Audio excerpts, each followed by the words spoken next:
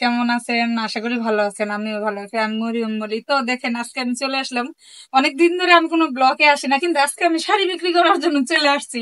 ঠিক আছে, এই শাড়িগুলো আমি বিক্রি করে দিব। আপনারা কেনা কিনতে চান, আমাকে অবশ্যই অবশ্যই অনলাইনে নক করবেন।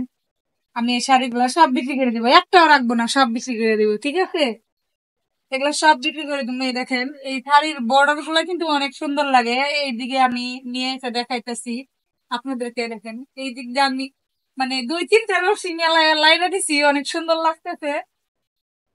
পুরা ছাদের লোকটাই মনে হয় পাল্টায় গেছে শাড়িগুলোর জন্য। এই দিক দিয়ে আসলে আমি আবার একটু দেখাবো। এই দিক দিয়ে অনেক সুন্দর লাগতেছে। এইটা হলো এই শাড়িটার আঁচল। উল্টা করে লাগছি তো, এই জন্য উল্টা করে দেখা যাইতেছে। এই শাড়িটার কালারটাও অনেক সুন্দর। তো আপনারা যদি শাড়ি কিনতে চান, অবশ্যই অবশ্যই আমাকে নক করবেন।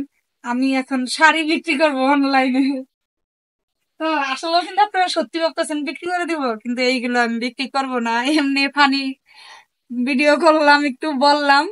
কিন্তু এই শাড়িগুলো আমার নিজের শাড়ি, আমি একটু সময় পাইলে পরি। আমার হাজবেন্ড নিজে পছন্দ করে সব শাড়ি কিনে দিয়েছে। তবে এই শাড়িগুলোর মধ্যে সবচেয়ে আমার পছন্দের প্রিয় শাড়ি হলো এইটা। এটা আমার বিয়েতে আমার হাজবেন্ড আমাকে কিনে দিয়েছিল।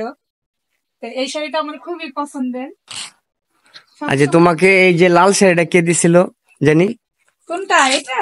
এই যে লাল শাড়িটা এইটা আমার তুমি গিফট পাইছিলা না? গিফট পাইছিলাম। এটা আমার ছোট বড় ননদের বিয়েতে তার গিফটের শাড়ি শ্বশুরবাড়ি না? থেকে ও, দিছিল আমাকে তারপর এটা। আরেকটা শাড়ি জানি, আরেকটা শাড়ি মনে হয় তুমি গিফট আর পাইছিলা না? এইটা দিছিল আমার ননদের হাজবেন্ড, ওদের বাড়িতে যখন আমি ঘুরতে গেছিলাম তখন দিছিল আমাকে।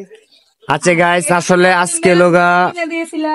হ্যাঁ, তারপরে এটা একটা ঈদে কিনে দিয়েছিল। তারপরে এটা আমাদের আরেকটা ম্যারেজ যেতে কিনে দিছিল।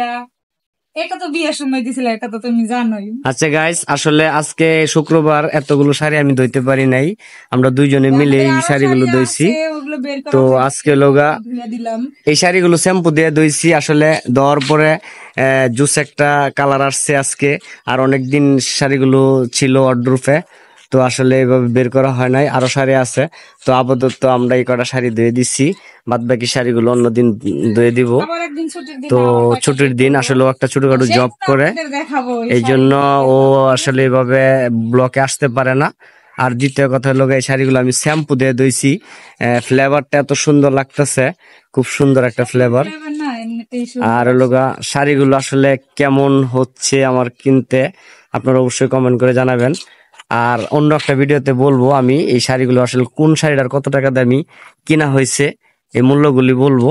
কিন্তু আজকের ভিডিওতে বলবো না, কারণ আজকে শুধু খালি দেখালাম। আর পরবর্তীতে নেক্সট ভিডিওতে আমি আরো কিছু শাড়ি আছে, এটাও দেখাবো। তো তুমি কিছু বলো। আর কি বলবো?